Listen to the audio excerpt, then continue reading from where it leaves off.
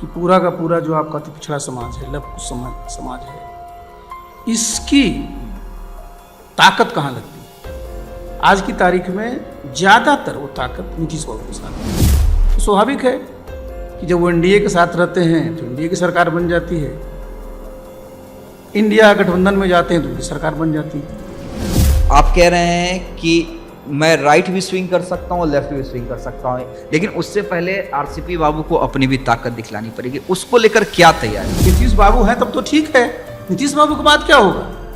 तो मैंने जो इस पार्टी का गठन किया, ये तो हमारे मन में है ना, यही तो हमारे दिमाग में है कि आखिर जब ये सामने जो स्थिति है उस चुनौती का आगे कैसे सामना किया जाए, इसीलिए तो मैंने इसको किया है। नीतीश कुमार के चेहरे को यूज किया जा रहा है, बाकी चारों ओर से उन पे घेरा डाल दिया गया है कि नहीं, ना कुछ बोलना है ना कुछ करना है, सिर्फ आपका चेहरा। ये नीतीश बाबू का जो टिपिकल एक नीतीश बाबू का जो एक जो पहचान थी ना, जिसके लिए वो जाने जाते थे, वो नहीं थी। भाई निगोशिएट के लिए आरसीपी बाबू के पास लोग आए या उनको मैसेज दिलवाएं कि आइए? हम जाएंगे उनको न्योता देने, उनको पता नहीं चल रहा है क्या? तो फिर से एक बार जो राजनीति बिहार से निकलकर सामने आई, उसने ये तय कर दिया कि नीतीश कुमार का विकल्प न बीजेपी के पास है न आरजेडी के पास है।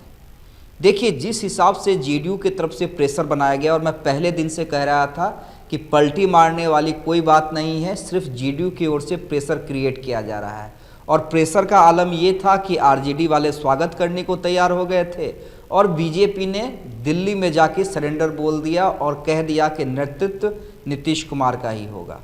आरसीपी बाबू जिनसे मैंने पहले ही दिन बात की थी और उन्होंने बताया था कि देखिए, ब्लैकमेलिंग के अलावा कुछ नहीं है, लेकिन क्या बिहार की दो सबसे बड़ी पार्टी नीतीश के सामने सरेंडर कर जाती हैं? ऐसे में नई पार्टी जो आरसीपी बाबू ने बनाई है, वो उसका मुकाबला कैसे करेंगे? तमाम चीज़ों पे हम बात करेंगे। आरसीपी बाबू, पहले तो स्वागत है, और सवाल यहीं से कि बिहार की दो सबसे बड़ी पार्टियां जिनके पास कैडर है, बीजेपी आरजेडी, दोनों नीतीश शरणम गच्छामि। देखिए, इसका बहुत ही स्पष्ट कारण है। आप जान रहे हैं कि नीतीश बाबू की राजनीति जो है वो करीब 39 वर्षों की है। 85 से तो वो बिल्कुल एक्टिव हैं, पहले भी रहे हैं, और जो 2005 के बाद से जो बिहार में मुख्यमंत्री बने, तो धीरे धीरे उनके साथ जो वोट जो एकजुट हुआ, आप जानते हैं कि बिहार में सबसे बड़ा जो वोट है वो अति पिछड़ा समाज का है। चूँकि अभी आपका जातीय जनगणना भी हुआ, उसमें भी आपने देखा कि 36% से ज़्यादा हुआ।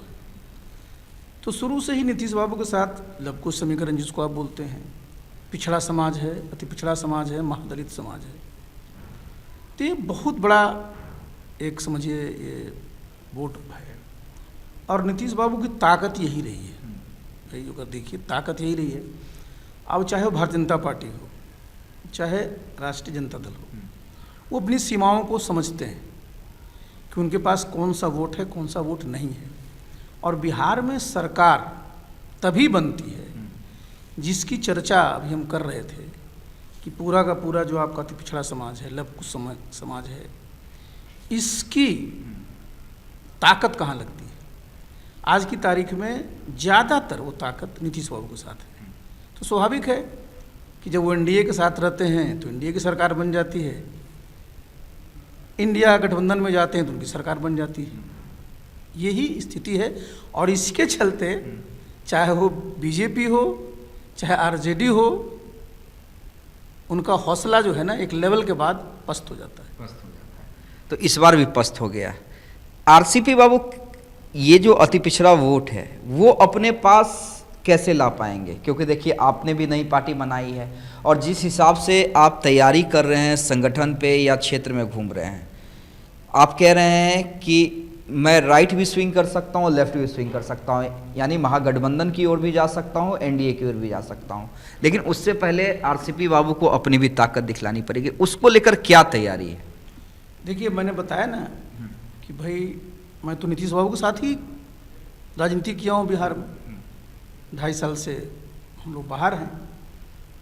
तो जो राजनीति का जो आधार नीतीश बाबू का है, वही हमारा है, वही आपका है। बिल्कुल। और स्वाभाविक है, मैंने 2-3 चैनल पर कहा भी है कि जो नीतीश बाबू 2005 में थे, आज 2025 में नहीं है। सबका साथ होता है, हमारे साथ भी, आपके साथ भी होगा जब एक उम्र आती है। तो इतना बड़ा जो वोट है साहब, आखिर उसकी राजनीति आगे कैसे होगी? मैंने बताया ना कि वो वोट न तो बीजेपी साइड जाना चाहता है, न आरजेडी साइड जाना चाहता है। आरसीपी बाबू की तरफ आएगा कि हम तो उसी वोट के लिए ना सब दिन काम किए हैं, उसी के साथ काम किए, उसी समाज के लिए काम सब किए हैं, उसी समाज के साथ हम काम भी कर रहे हैं। और ये समाज ऐसा समाज है जो पूरी मुस्तैदी के साथ नीतीश बाबू के साथ रहा है। तो उनको भी लगता है ना कि भाई आखिर नीतीश बाबू के बाद क्या होगा। भाई आप जानते हैं कि इस पृथ्वी पर कोई चीज़ भी परमानेंट नहीं है, जो आज वर्तमान है उसको भूत होना पड़ता है। तो सब लोग, कोई भी समाज अपने भविष्य की चिंता करता है कि भाई आगे हमारा क्या होगा। तो अगर हम ये दल नहीं बनाते, आप जरा समझिए, तो होता क्या, जो आज जनता दल यू है जिसमें हम लोग सब थे, वहाँ क्या स्थिति है? नीतीश बाबू के साथ जो लोग आज हैं, कब आए हैं लोग? एक व्यक्ति को छोड़ दीजिए, मैं नाम किन्हीं का नहीं लूँगा। कोई 2010 में आया है, कोई 2014 में आया है, कोई 2017 में आया है। और नीतीश बाबू ने जो अलग दल बनाया, समता पार्टी का 94 में बनाया, उसके कितने लोग हैं? तो भाई मैंने जो ये दल बनाया है, हमारी सोच यही रही है कि भाई जनता दल यू जो जिसमें हम लोग थे, अब उसका वो नेचर बचा नहीं है। और नीतीश बाबू को जो एक पकड़ जो थी ना, वो ढीली हो गई, जो आप देख रहे हैं। अच्छा, क्या जो तेजस्वी यादव कहते हैं आरसीपी बाबू कि कुछ अधिकारियों ने और 4 नेताओं ने घेर लिया है, क्या आप भी मानते हैं? देखिए, मैं तो किसी का नाम नहीं लूँगा, लेकिन इतना तो आप समझिए कि मैंने कल भी कहा था कि जिन नीतीश बाबू के साथ मैंने काम किया है और जिन नीतीश बाबू को मैं जानता हूँ, नीतीश बाबू के ऊपर किसी का दबाव चलता था क्या? नहीं चलता था, सवाल ही नहीं उठता है। क्योंकि वो किसी भी, जो कहते हैं ना, उनका कोई अपना वेस्टेड इंटरेस्ट नहीं होता था। उनमें अपना जो राष्ट्र हित है, प्रदेश हित है, समाज का हित देखते थे वो, इसलिए उनकी एक पहचान थी। आप बताइए वहाँ पर कौन बचा है जनता दलियों में?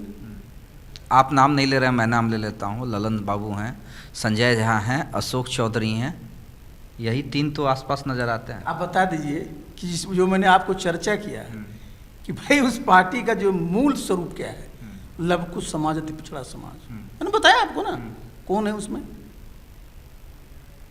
स्वाभाविक है कि ये समाज के लोगों को लगता है कि नीतीश बाबू हैं तब तो ठीक है, नीतीश बाबू के बाद क्या होगा।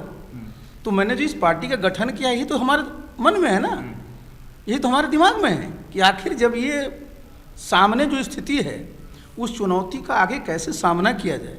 इसीलिए तो मैंने इसको किया है कि आगे आने वाले समय में जो आज इस जनता दल को आप कह रहे हैं ना, जहाँ इस प्रकार से लोग कब्जा कर लिए, उसके लोग कहाँ जाएंगे?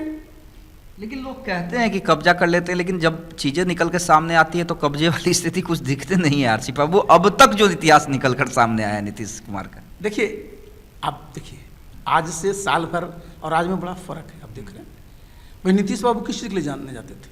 अपने एक वक्ता के रूप में, प्रखर वक्ता, सामने मीडिया मिल जाए, कभी चुप रहते थे वो। आज ही तो आप लोग पूछ रहे थे उनसे कि कुछ बोलिए, क्या कर रहे थे, बोल रहे थे नहीं। इसलिए मैं बता रहा हूँ ना, यही तो मैं बोल रहा हूँ कि भाई जो राइटिंग ऑन द वॉल है, इसको पढ़ना बहुत जरूरी है ना।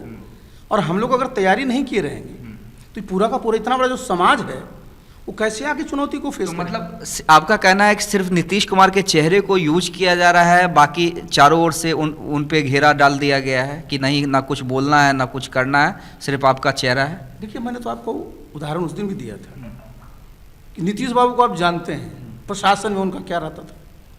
आप बताइए, 3 महीने में डीजीपी बदल जा रहा है। भाई पूरा का पूरा जो पुलिस महकमा है, उसका जो हेड है साहब, वो 3 महीना बदल जाता है। आप जिस व्यक्ति को बनाए हैं, वो 3 महीना पहले भी उस समय उस चीज़ के लिए क्वालिफाई कर रहे थे, उस दिन ही बना दिए होते तो क्यों ना बताती। मतलब क्या हुआ, 3 महीना पहले कुछ निर्णय, 3 महीना बाद फिर निर्णय। ऐसे में क्या होता है जी? ये नीतीश बाबू का जो टिपिकल एक नीतीश बाबू का जो एक जो पहचान थी ना, जिसके लिए वो जाने जाते थे, वो नहीं है। कहीं न कहीं कुछ और है। अच्छा, जब आरसीपी बाबू इन सब चीज़ों को समझ रहे हैं तो बीजेपी हो, तेजस्वी यादव हो, चिराग पासवान हो, वो लोग क्यों नहीं समझ पा रहे हैं? वो लोग भी खुद समझ रहे हैं, लेकिन करेंगे क्या वो? जो मैंने बताया ना, जिस वोट की मैंने चर्चा की ना, उस पर उनकी पकड़ कहाँ है? जो क्या कर पाएंगे वो? समझ तो खूब रहे हैं, खूब समझते हैं, लेकिन जिस वोट की मैं चर्चा कर रहा हूं, जो बिहार में जो आज उसकी ताकत है, वो तो आज नीतीश बाबू के साथ है। सिंधमारी कैसे कीजिएगा आरसीपी बाबू? चैलेंज तो आपके लिए भी है। सिंधमारी नहीं मैं कर रहा हूं ना, मैं तो बोल रहा हूं कि मेरा नेचुरल ट्रांसफर होगा जी। तो कब तक ट्रांसफर करवा लीजिएगा, कैसे? क्योंकि विश्वास दिलाना पड़ेगा ना। ठीक है, आप देखिए, मैं तो बताया ना कि भाई आज क्या है मैसेज तो स्पष्ट है ना कि भाई जनता दल को लोगों ने कब्जा कर लिया, और मैंने आपको बता भी दिया। तो बाकी वो देखेंगे कि हमारा आगे फ्यूचर क्या होगा। भाई नीतीश बाबू के आगे कौन होंगे जिनका नाम आप ले रहे हैं? उसको कौन स्वीकार करेगा? कोई करेगा? बिल्कुल नहीं करेगा। जिस समाज की मैं चर्चा कर रहा हूं, तो मैंने तो पूरे के पूरे सब चीज़ को मद्देनजर में रख करके इसको किया है कि हम लोग उनके बिल्कुल नेचुरल, हम लोग सारे लोग हम लोग को नेचुरल इसमें आ जाए। अच्छा, हमारी पार्टी में लोग जुड़ रहे हैं, वो कौन है? अभी सभी प्रखंडों के हमने अध्यक्ष बना दिए, जिला में अध्यक्ष बन गए। ज्यादातर लोगों का बैकग्राउंड क्या है? या तो समता पार्टी में थे या जनता दलियों में थे। मतलब कहना चाह रहे हैं कि नीतीश कुमार के असली उत्तराधिकारी भले ही साथ रहे ना रहे, लेकिन उस समाज के या नीतीश बाबू के उत्तराधिकारी के हैं या उस समाज के उत्तराधिकारी के हैं जो अभी नीतीश कुमार के साथ है आरसीपी बाबू। नहीं, हम उत्तराधिकारी की बात नहीं बोल रहे। हाँ, देखिए, उत्तराधिकारी तो राजतंत्र में होता था। हाँ। लोकतंत्र में उत्तराधिकारी नहीं होता। हाँ। लोकतंत्र में तो जनता तय करती है कौन क्या बनेगा। मैंने तो बताया कि जो नीतीश बाबू के साथ ताकत है, जो सामाजिक ताकत है, उसको अपनी तरफ लाने के लिए ही हमने इस पार्टी का गठन किया है। क्योंकि मैंने बताया ना कि भाई हर एक व्यक्ति की एक सीमा होती है, आयु की सीमा होती है, आगे क्या होगा। तो उसी आगे को देख करके हमने पार्टी बनाया। कोई 2 साल के लिए नहीं बनाया है, ये पार्टी हम आगे 30-40 साल के लिए बनाए कि आखिर पूरा का पूरा जो ये पूरा का पूरा समाज है, उसकी भी तो राजनीति चलेगी ना बिहार में। इसलिए मैंने एक कदम उठाया, और मैं पूरी तरह से आश्वस्त हूँ कि भाई ये सब लोग जुड़ेंगे इससे।